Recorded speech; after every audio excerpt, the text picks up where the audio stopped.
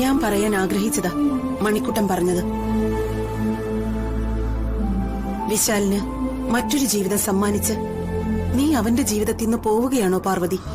അത് ദേവമ്മേ, അതറിയാനാ ഞാനും വന്നത്. അവളെ വിവാഹം ചെയ്യണമെന്ന് നീ എന്തിനാ വിശാൽ സാറിനോട് ആവശ്യപ്പെട്ടത്? അതിന്റെ കാരണം നീ തുറന്നു പറഞ്ഞേ പറ്റൂ. കാരണമുണ്ട്. ആ കാരണമാണ് ഞങ്ങൾക്കറിയാനുള്ളത്. എന്റെ ഭർത്താവിന്റെ ജീവന് അപകടം സംഭവിക്കാൻ പോകുന്നുവെന്നും അദ്ദേഹത്തെ കൊണ്ട് മറ്റൊരു വിവാഹം കഴിപ്പിച്ചാൽ മാത്രമേ ആ അപകടം തടയാൻ കഴിയൂ എന്ന് പറയുമ്പോ ഞാൻ പിന്നെ എന്താ ചെയ്യേണ്ടത്? എന്റെ ഭർത്താവ് മരിച്ചാലും കുഴപ്പമില്ല, ഞാൻ അദ്ദേഹത്തെ ആർക്കും വിട്ടുകൊടുക്കില്ല എന്ന് പറയണമായിരുന്നു. മോളെ, ഞാൻ പറഞ്ഞത് സത്യോ ദേവമ്മ? ക്ഷേത്രത്തിൽ വെച്ച് കണ്ട ആ സ്വാമിനിയുടെ ഉപദേശം ധിക്കരിച്ചിട്ട് ഞാൻ എന്റെ ഭർത്താവിനെ മരണത്തിലേക്ക് പറഞ്ഞയക്കണം? ദേവമ്മ പറ, മണി പറ. പാറു, നിന്റെ മനസ്സ് എനിക്ക് മനസ്സിലാവുന്നുണ്ട് മോളെ. ഒരു ചോദ്യമേ ദേവമ്മയ്ക്ക് ചോദിക്കാനുള്ളൂ. ആ വക്കീലിന്റെ മകളുടെ അടുത്ത് നിന്റെ ഭർത്താവ് സുരക്ഷിതനായിരിക്കുമെന്ന് നിനക്ക് തോന്നുന്നുണ്ടോ? ദേവമ്മേ, മരിച്ചു കിടക്കുന്ന വിശാലിന്റെ ദേഹത്ത് പൂ വെച്ച് മടങ്ങുന്ന പെൺകുട്ടി. ദേവി നിന്റെ മനക്കണ്ണിൽ കാണിച്ചു തന്ന ആ കാഴ്ച നീ മറന്നുപോയോ? ദേവമ്മ പറഞ്ഞത് സത്യാ പാറു. ആ പെണ്ണ് ചീത്തയാ. അവൾക്ക് വിശാൽ സാറിനോട് ഒരു സ്നേഹവും ഇല്ല, വെറുതെ അഭിനയിക്കുന്നതാ. ആ ജാസ്മിനെ വിവാഹം കഴിക്കരുതെന്ന് നീ വിശാലിനോട് പറയണം. വെറുതെ പറഞ്ഞാ പോരാ, അവളെ വിവാഹം ചെയ്യാനുള്ള തീരുമാനത്തിൽ നിന്ന് അവനെ പിന്തിരിപ്പിക്കണം. ദേവമ്മേ, ഞാൻ നീ തന്നെ ജാസ്മിനെ വിവാഹം ചെയ്യണമെന്ന് അവനോട് ആവശ്യപ്പെട്ടത് നീയല്ലേ? അതിൽ നിന്ന് അവനെ പിന്തിരിപ്പിക്കാനും നിനക്ക് മാത്രമേ കഴിയൂ.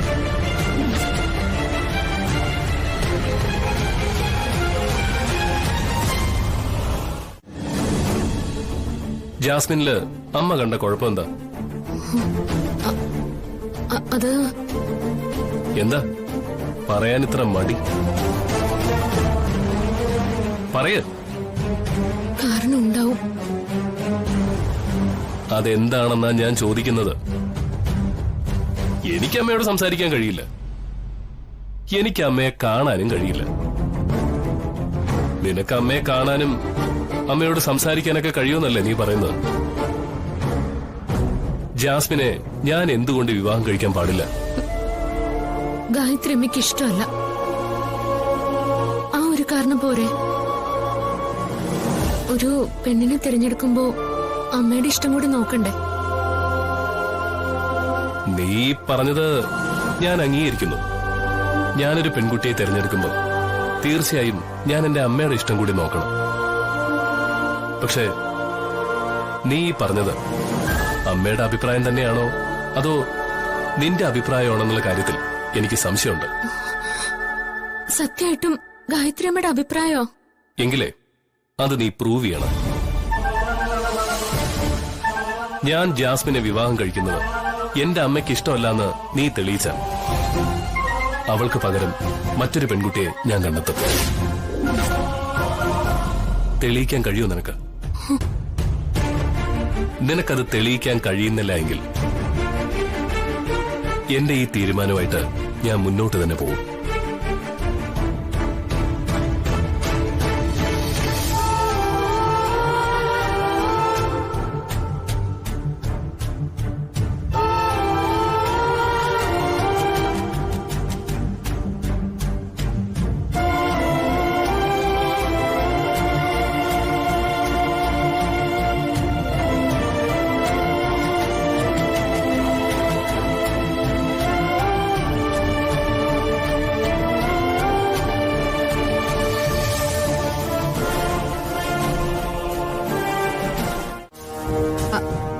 ഡാഡി, ഞാൻ വിളിക്കാവേ.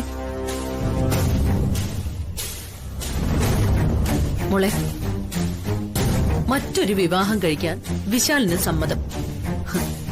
അവന്റെ വിവാഹം നടത്തിക്കൊടുക്കാൻ പാർവതിക്കും സമ്മതം. കല്യാണ പെണ്ണാവാൻ നീ മനസ്സുകൊണ്ട് തയ്യാറെടുത്തു. അധികം വൈകാതെ തന്നെ നിങ്ങളുടെ വിവാഹം നടക്കും മോളെ.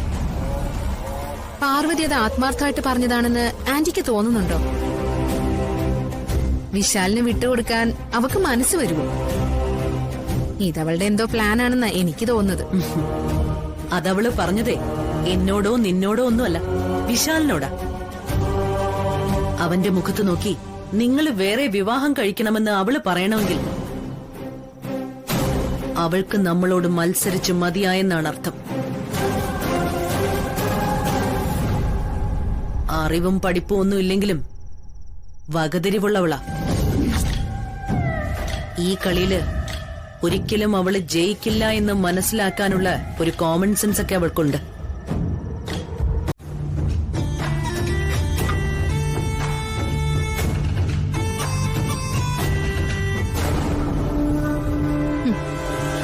അപ്പൊ ജോലിയോടുള്ള ആത്മാർത്ഥത കൊണ്ടൊന്നുമല്ല അവൾ ഇവിടെ കിടന്ന് വട്ടം കറങ്ങുന്നത്.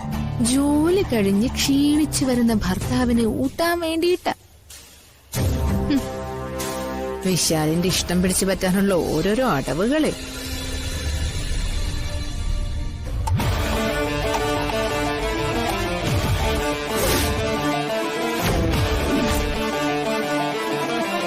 മനസ്സിലേക്കുള്ള വഴി വയറ്റിലൂടെയാണെന്നൊരു ചൊല്ലുണ്ട്. യെസ്,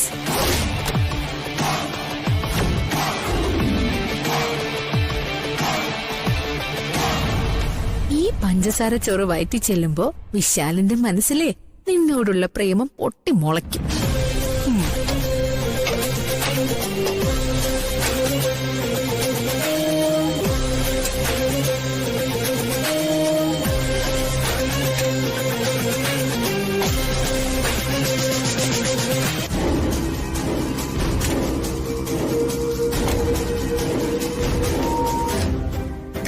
എണ്ണ ഒഴിച്ച് കാത്തിരുന്ന പാർവതിയുടെ കരണത്ത് വിശാല് പൊട്ടിക്കുന്നത് കാണാനേ നല്ല ചേലായിരിക്കും.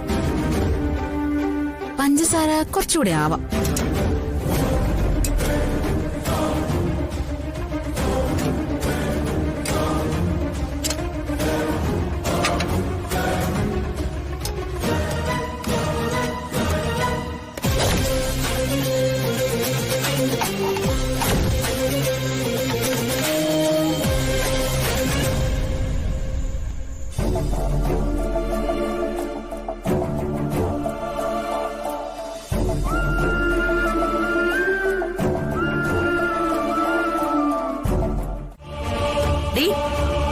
വിശാൽ എങ്ങോട്ട് തിരിഞ്ഞാലും അവിടെ നീയുണ്ട്. വിശാലിന് നിനക്ക് വേണ്ടാന്ന് പറയുകയും ചെയ്യും, അവന്റെ പിന്നാലെ നിഴല് പോലെ നടക്കുകയും ചെയ്യും. ഡീ, നീ ഞങ്ങളെയൊക്കെ വിഡ്ഢികളാക്കുകയാണോ? അമ്മ, ഞാൻ ആ വിശാലുമായിട്ട് നിനക്ക് ഒരു ബന്ധമില്ലാന്ന് നീ പറഞ്ഞതുകൊണ്ട് മാത്രമാ അവനോട് ജാസ്മിന് അടുപ്പം കാണിക്കുന്നത്. അവൻ അവളെ വിവാഹം ചെയ്യണം. അത് ജാസ്മിന്റെ മാത്രമല്ല, എന്റെയും ആഗ്രഹമാണ്. അതിന് വിലങ്ങുതടിയായിട്ട് നീ നിന്നാൽ അധികകാലം നീ അവനെ കാണില്ല. കാണാൻ നീ ബാക്കിയുണ്ടാവില്ല. കൊല്ലുവെന്ന് പ്രഭാവതി പറഞ്ഞാൽ കൊല്ലുവെന്ന് തന്നെയാണ് അർത്ഥം.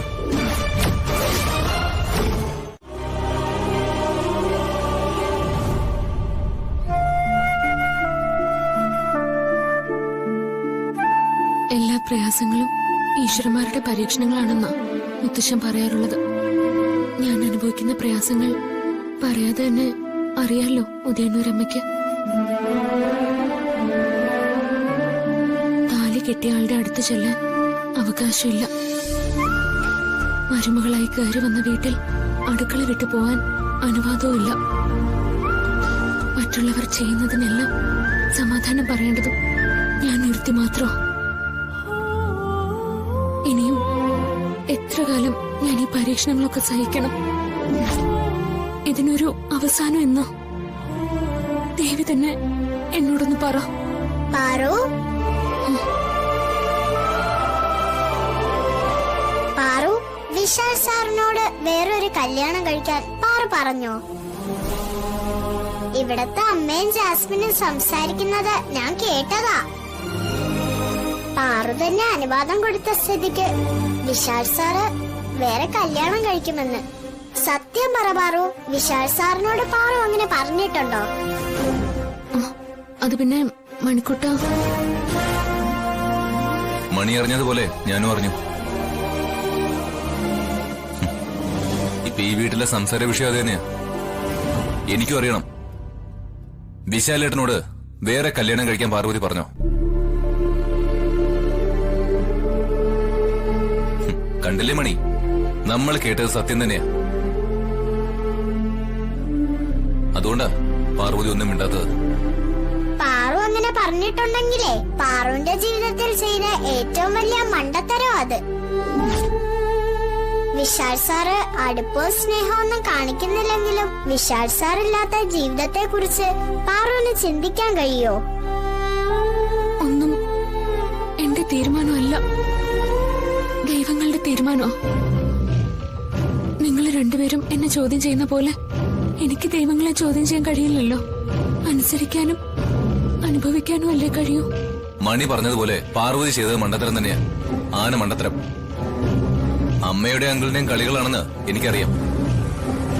ആ ടീമില് ഒരാൾ കൂടി വന്നിട്ടുണ്ടല്ലോ, ജാസ്മിൻ. അവരുടെ മുമ്പിൽ പാർവതി തോറ്റു കൊടുക്കാൻ പാടില്ലായിരുന്നു, പിടിച്ചു നിൽക്കണമായിരുന്നു. മോനെ, ഏതു നേരത്തും നിനക്ക് ഈ ആലോചന തന്നെയാണല്ലോ. നിന്റെ മുഖത്തൊരു ചിരിയും സന്തോഷവും കണ്ടിട്ട് എത്ര ദിവസമായി. ഈ വീർപ്പിച്ച മുഖമായിട്ടിരിക്കുന്ന മോനെ കാണാൻ അമ്മയ്ക്ക് ഇഷ്ടമല്ല. ഇത് പറയാനല്ല, വേറൊരു കാര്യം പറയാനാ അമ്മ വന്നത്. എന്താ അമ്മേ?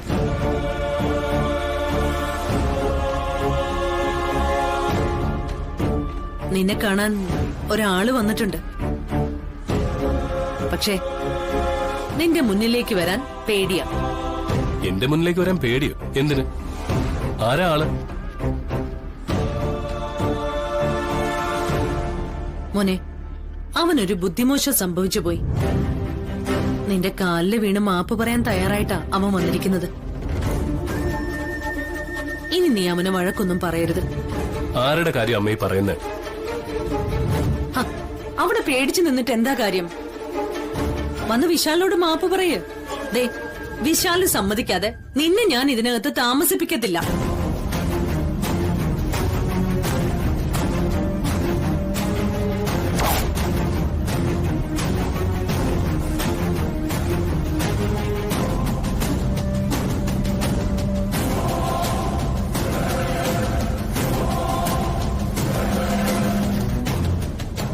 മോനെ, ഞാൻ വിളിക്കുമ്പോഴെല്ലാം ഫോൺ സ്വിച്ച് ഓഫാ. എന്റെ അനിയനല്ലേ, വലിച്ചെറിയാൻ പറ്റുമോ? അതുകൊണ്ടാ അന്വേഷിക്കാൻ വിനയനെ പറഞ്ഞയച്ചത്. ബസ് സ്റ്റാൻഡ് അടുത്തുള്ള ആ തുക്കട ലോഡ്ജില്ലേ, അവിടെ മുറിയെടുത്ത് താമസിക്കായിരുന്നു. അമ്മ അടിച്ചിറക്കി വിട്ട സങ്കടത്തിലെ ആഹാരം പോലും കഴിച്ചില്ലെന്നാ ലോഡ്ജിലെ പയ്യൻ പറഞ്ഞത്. വിശാലെ, തെറ്റുപറ്റിപ്പോയടാ. ഈ ഒരു തവണ നീ എന്നോട് ക്ഷമിക്ക്. ഞാനത് ആവർത്തിക്കില്ല, പ്ലീസ്. ക്ഷമിക്കേണ്ടതേ ഞാനല്ല അങ്കിളെ. അങ്കിളിന്റെ ചതി കാരണം മനസ്സ് വേദനിച്ചൊരു പെൺകുട്ടി അകത്തിരിപ്പുണ്ട്. ക്ഷമിക്കേണ്ടതേ പാർവതിയാണ്. അങ്കിളെ, അവളോടാ മാപ്പ് പറയേണ്ടത്.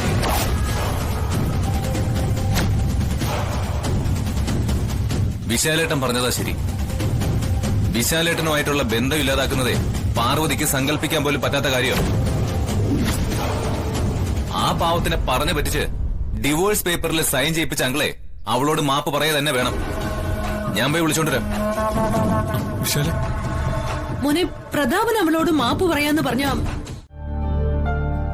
അത്രയും വലിയൊരു തെറ്റ് ചെയ്ത അങ്കിളിനോട് നീ എന്തിനാ ക്ഷമിച്ചത്? നീ ക്ഷമിക്കില്ലെന്നാ ഞാൻ കരുതിയത്. അങ്കിൾ ഈ വീട്ടിൽ നിന്ന് പുറത്തായാൽ നിന്റെ തലവേദന അത്രയും കുറഞ്ഞു കിട്ടുമല്ലോ. ഞാൻ എന്തും സഹിച്ചോളാം. പാർവതി കാലുകുത്തിയതോടെ ഈ വീട്ടിലുള്ളവർ തമ്മിൽ തല്ലും വഴക്കുമായിന്ന് ആരും പറയാൻ പാടില്ല. ഇനി അങ്കിളിന്റെ ഭാഗത്ത് നിന്ന് അങ്ങനെയൊന്നും ഉണ്ടാവില്ല. അതെല്ലാം ഞാൻ നോക്കിക്കോളാം. എന്നെക്കുറിച്ച് ആലോചിക്കണ്ട. ഞാനല്ല അവരുടെ ലക്ഷ്യം. വിശാൽ സാറ് നല്ലോണം സൂക്ഷിക്കണം. വിശാലിന് പാർവതി ഇഷ്ടമല്ലെങ്കിൽ ഏത് നേരം അവളോട് ഇങ്ങനെ സംസാരിക്കുന്നത് എന്തിനാണാവോ? അവളെ പ്രൊട്ടക്ട് ചെയ്യുന്നതും സപ്പോർട്ട് ചെയ്യുന്നതും ഒക്കെ എന്തിനാ? രണ്ടുപേരും കൂടി എന്നിവിടുന്ന് പുറത്താക്കാനുള്ള ഗൂഢാലോചനയായിരിക്കും. ഞാൻ വെറുതെ പറയുന്നതല്ല സർ. പ്രതാപൻ സാറിന്റെ മനസ്സ് അത്ര നല്ലതൊന്നുമല്ല. എന്ത് കടുങ്കയും ചെയ്യാൻ മടിക്കാത്ത ആളാ. പ്രതാപൻ സാർ അടുത്ത് വരുമ്പോഴെല്ലാം സാർ നല്ലോണം ശ്രദ്ധിക്കണം. നീ ഇത് പലതവണയായിട്ട് പറയുന്നു. നേരിട്ട് കാണുകയോ അനുഭവം ഉണ്ടാവുകയോ ചെയ്യാതെ ഞാനിതൊന്നും വിശ്വസിക്കാൻ പോകുന്നില്ല.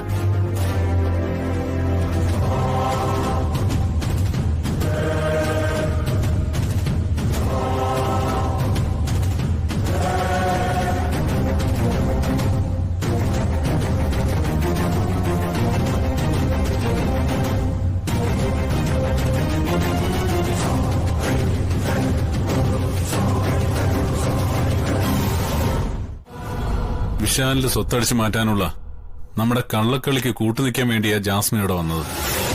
വിശാലിനെ വേണ്ട, അവനെ ചതിച്ചു കിട്ടുന്ന കാശിന്റെ ഒരു പങ്ക് മതിയെന്നാ ജാസ്മിൻ അന്ന് പറഞ്ഞത്. ഇപ്പൊ പറഞ്ഞത് അവള് വിശാലിനെ പ്രേമിക്കുമെന്ന്. അതിന് നിനക്കെന്താ? അവള് വിശാലിനെ പ്രേമിക്കുകയോ കെട്ടുകയോ കൊല്ലുകയോ തിന്നുകയോ എന്ത് വേണമെങ്കിലും ആയിക്കോട്ടെ. നമ്മളെന്തിനാ അതിനെക്കുറിച്ച് ആലോചിക്കുന്നത്? നമുക്ക് വേണ്ടത് അവന്റെ കാശും മുതലുവാ. ആ, അത് തന്നെ ചേച്ചി ഞാനും പറഞ്ഞു വരുന്നേ. വിശാലിനെ കല്യാണം കഴിച്ചിട്ട് അവന്റെ സ്വത്തുക്കൾ അവള് നമുക്ക് തരുമോ? ഇല്ല, അത് മുഴുവൻ അവള് കൈയടക്കും. വിശാലിനെയും പാർവതിയും കൊല്ലാൻ നടന്നതുപോലെ നമ്മളിനി ജാസ്മിനെ കൊല്ലാൻ നടക്കണം. അതാ ഇനി സംഭവിക്കാൻ പോകുന്നത്. നീ പേടിക്കേണ്ട പ്രതാപ. അവള് ചതിച്ച അവളെ കൊന്നിട്ട് ഞാൻ ആ കുറ്റം പാർവതിയുടെ തലയിൽ കെട്ടിവെക്കും.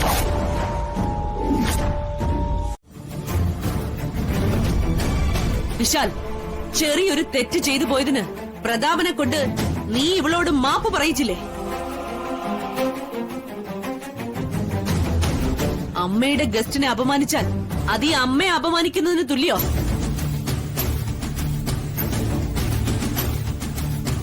ഇവളോട് മാപ്പ് പറയാൻ പറയും. ജാസ്മിന്റെ കാലിന് വീണ് ഇവള് മാപ്പ് പറയണം. തീർച്ചയായും അതെ. തെറ്റ് ചെയ്തിട്ടുണ്ടെങ്കിൽ ശിക്ഷ അനുഭവിച്ചേ പറ്റൂ. അതിപ്പോ ആരായാലും.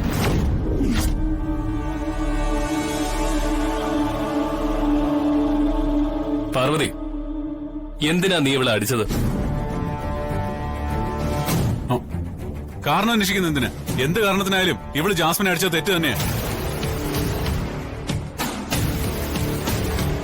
അത് അങ്കിള് പറയുന്നത് ശരിയാ. എന്നാലും കാരണം അറിഞ്ഞിരിക്കുന്നത് നല്ലതല്ലേ? ചോദിച്ചു കേട്ടില്ലേ നീ എന്തിനാ ഇവളെ അടിച്ചതെന്ന്? ഗായത്രി അമ്മയുടെ മുമ്പില് കെടാവിളക്ക് ഇവളണയ്ക്കാൻ ശ്രമിച്ചു. കേട്ടില്ലേ? ഇവള് നിന്റെ അതിഥിയാണെന്നല്ലേ പറഞ്ഞത്? ഒരതിഥി ചെയ്യുന്ന പണിയാണോ ഇവള് ചെയ്തത്? പാർവതി ആയതുകൊണ്ട് ഒരടിയിൽ ഒതുക്കി. ആ കെടാവിളക്ക് ഞങ്ങൾക്ക് ഞങ്ങളുടെ ഗായത്രി ചേച്ചിയുടെ ജീവൻ തന്നെയാ. അതറിയോ നിനക്ക്? ആ സമയത്ത് ഞാനെങ്ങാനും ആയിരുന്നു അവിടെ ഉണ്ടായിരുന്നെങ്കിൽ പാർവതി ചെയ്ത പോലെ ഒരടിയിലൊന്നും ഒതുക്കില്ലായിരുന്നു. തല്ലി കൊല്ലുമായിരുന്നു നിന്നെ ഞാൻ. ഇനി അമ്മ പറയും, പാർവതി ഇനി ഇവളുടെ കാലിൽ വീണ് മാപ്പ് പറയണോ?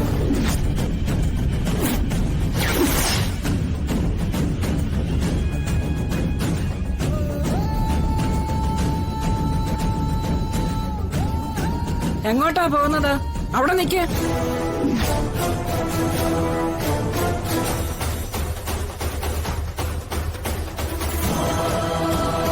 കുടുംബത്തിൽ പറഞ്ഞ പെൺകുട്ടികൾ ചെയ്യാൻ മടിക്കുന്ന തെറ്റാണ് നീ ചെയ്തത്.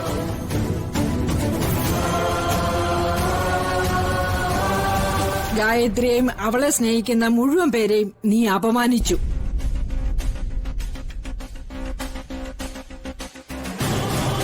അതിന് മാപ്പ് പറഞ്ഞിട്ട് പോയാ മതി. ആന്റി, മോനെ വിശാൽ, ജാസ്മിൻ മാപ്പ് പറയേണ്ടി വന്ന വക്കീലിന്റെ മുമ്പിൽ എന്റെ വിലയാ പോകുന്നത്.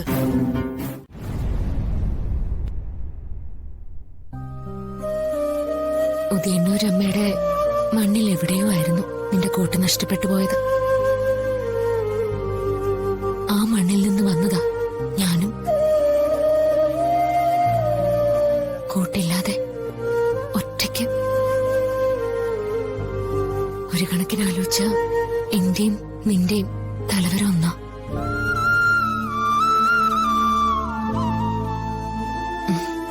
പാറു, പാറു ആരോടാ ഈ സംസാരിക്കുന്നേ? ദേ, ഈ കമ്മലിനോടാ മണി. എനിക്കും ഈ കമ്മലിനും ഒരേ വിധിയാണെന്ന് പറയായിരുന്നു. പാറു, പാറുവിനും കമ്മലിനും ഒരേ വിദ്യയാണെന്നോ? എന്തുകൊണ്ടാ പാറു അങ്ങനെ പറഞ്ഞത്? ഒരു കമ്മലെന്ന് പറഞ്ഞാല് ഒരു ജോഡിയല്ലേ. ഒന്ന് നഷ്ടപ്പെട്ട ആ കമ്മലിന് പിന്നെ നിലനിൽപ്പില്ലല്ലോ.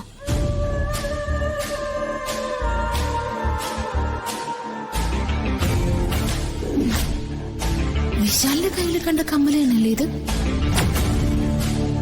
ഒന്ന് വിശാലിന്റെ കയ്യിലും ഒന്ന് പാർവതിയുടെ കയ്യിലും. അതെങ്ങനെ സംഭവിച്ചു? ഈ ഒറ്റക്കമ്മല് ഞാൻ സൂക്ഷിച്ചു വെക്കുന്നതേ ഇതിനോടുള്ള ഇഷ്ടം കൊണ്ട് മാത്രം, അല്ലാതെ ആവശ്യമുണ്ടായിട്ടല്ല. ഇവളുടെ കയ്യിൽ നിന്ന് നഷ്ടപ്പെട്ടു പോയ കമ്മലാണ് വിശാലിന്റെ കയ്യിലുള്ളത്. ഈ കമ്മലിനെ പോലെ ഒറ്റയ്ക്കായി പോയ എനിക്കും നിലനിൽപ്പില്ല.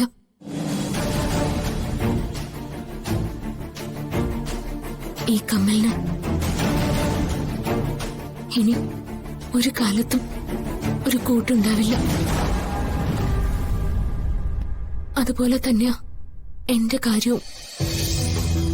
ഒറ്റയ്ക്കിങ്ങനെ കഴിച്ചുകൂട്ടണം. ഈ കമ്മലിനറിയില്ല ഇതിന്റെ ഇണ എവിടെയാണെന്ന്. പക്ഷേ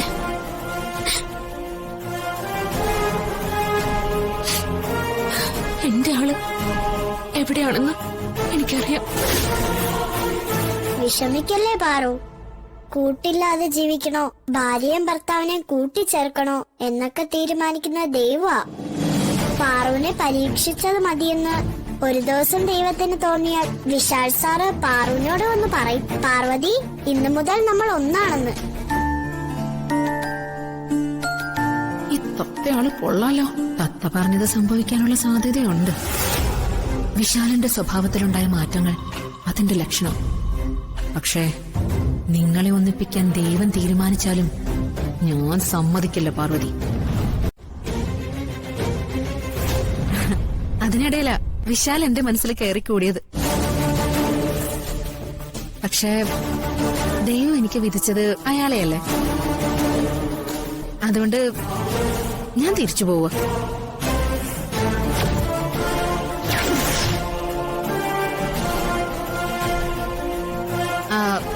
ഞാൻ പറഞ്ഞത് വിശ്വാസമായിട്ടുണ്ടാവില്ല അല്ലെ? സത്യം ഞാൻ പറഞ്ഞത്. ഈ കമ്മലിന്റെ പേര് എനിക്ക് നഷ്ടമായത്.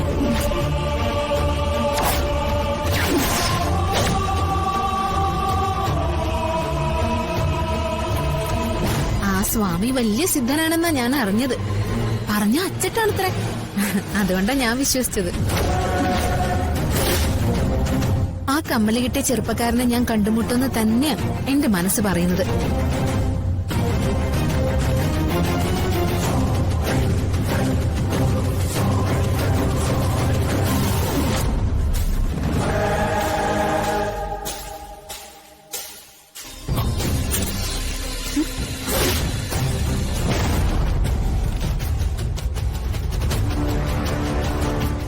എന്റെ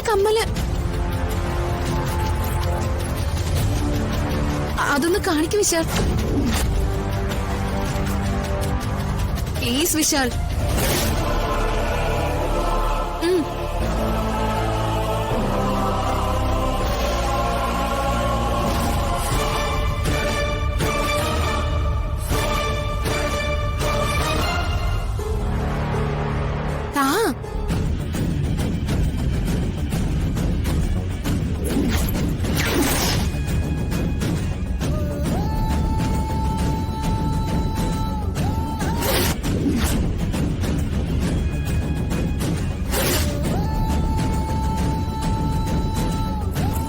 ഇതാ എന്റെ കമ്മല്.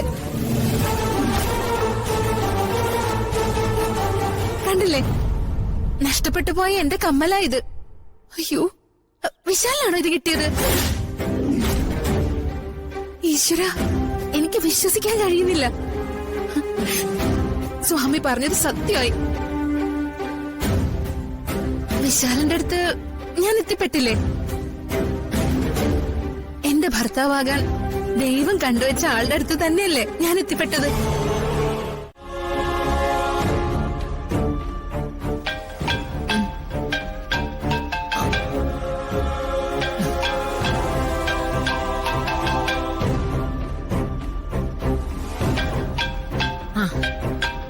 Hello aunty.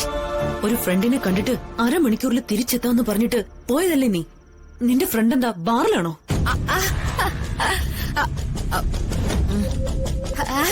അറിഞ്ഞു. ഞാൻ മാത്രമല്ല, ഈ വീട്ടിലുള്ളവരും നാട്ടിലുള്ളവരും മുഴുവൻ അറിഞ്ഞിട്ടുണ്ട്. ടിവിയിൽ കാണിക്കുന്നുണ്ട് നീ കള്ളും കുടിച്ചിട്ട് പോലീസുകാരനെ മെക്കിട്ട് കയറുന്നത്. നമുക്ക് ഫോണിൽ കൂടെ സംസാരിക്കണ്ട, നമുക്ക് നേരിട്ട് സംസാരിക്കാം. ഓക്കെ? എവിടെ വന്നിട്ട്? ആ കോലത്തിന് നീ ഇവിടെ വന്നാ നിന്റെ കാലാ ഞാൻ വെട്ടാൻ പോന്ന്. നീ അവിടുന്ന് നിന്റെ വീട്ടിലേക്ക് വെക്കോ, കെട്ടുവിട്ടിട്ട് ഇങ്ങോട്ട് വന്നാ മതി. ഞാൻ നേരിട്ട് അങ്ങോട്ട്.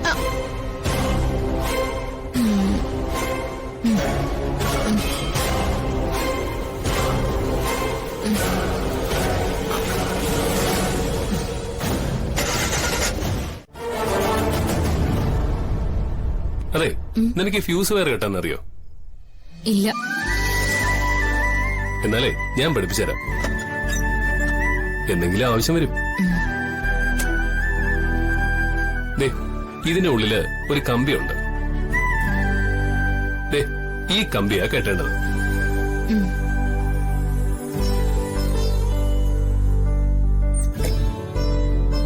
ആ വയറെടുത്ത് ആ വയറിന്റെ മുകൾ ഭാഗം ഒന്ന് കട്ട് ചെയ്യുക. വയറിങ്ങെടുക്ക.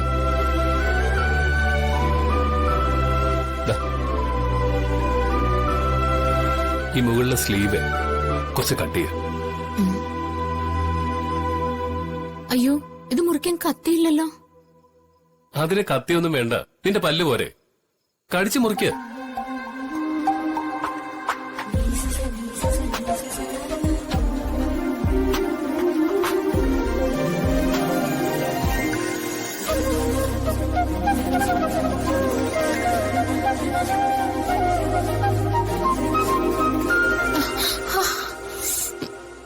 എന്തു പറ്റി? ഇത് മുറിയുന്നില്ലല്ലോ. നീ ഒന്ന് അമർത്തി കടിച്ചേ, അത് മുറിയും.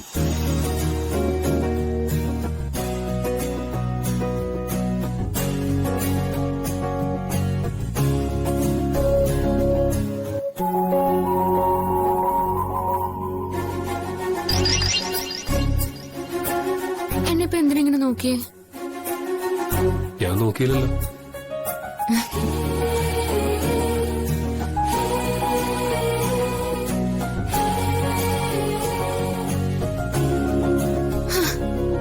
വിശാൽ സാറേ, ഇത് അമർത്തിയിട്ടൊന്നും മുറിയുന്നില്ല. നിന്റെ ഒരു കാര്യം ഇങ്ങതാ.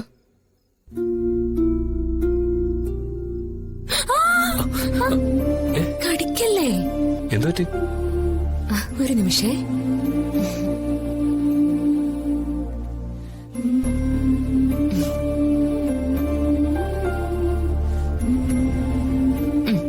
ഇനി കടിച്ചു.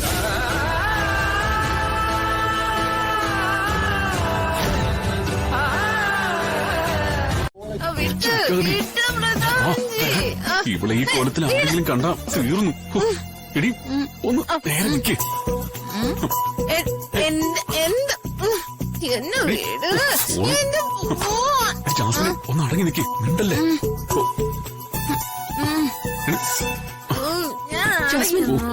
എന്റെ ചേച്ചി ചേച്ചി ഇവളെ ഇങ്ങോട്ട് എഴുന്നേൽക്കുന്നതിന് മുമ്പേ ഇവിടുത്തെ ചിട്ടവട്ടങ്ങളൊക്കെ ഒന്ന് പറഞ്ഞ് മനസ്സിലാക്കി കൊടുത്തുകൂടായിരുന്നു. അയ്യോ, കള്ളിന്റെ മണം പോലും അറിയാത്തവരുടെ മുമ്പിലേക്കാ അടിച്ച് കോൺതിട്ട് ഇവള് കയറി വന്നത്. ഭാഗ്യത്തിന് മിണ്ടരുത്. ഭാഗ്യത്തിന് ഞാൻ കണ്ടു, ഇല്ലായിരുന്നെങ്കിലോ? ഇവിടെ ഞാൻ എന്താടാ ചെയ്യുക? ഓ ചേച്ചി, ആ ഷവറിന്റെ കീഴിലാണ് കുറച്ചേരം കൊണ്ട് ഇരുത്ത്. നല്ല പുളിച്ച മോരുണ്ടെങ്കിൽ അതുകൂടെ കുറച്ചെടുത്ത് അണ്ണാക്കിൽ ഒഴിച്ചു കൊടുക്ക്. മിണ്ടാ അവിടെ നിക്ക്. എന്തൊരു കഷ്ടം ഇത്. ജാസ്മിൻ, എന്തോ ഇത്? ആന്റി, എനിക്ക് അവളെ തള്ളണം. ആ പാർവതി എനിക്ക് തള്ളണം. അവളെ എന്നെ തല്ലി. എനിക്ക് അവളെ തിരിച്ച് തള്ളണം. അങ്ങോട്ട് വരാനാ പറഞ്ഞത്.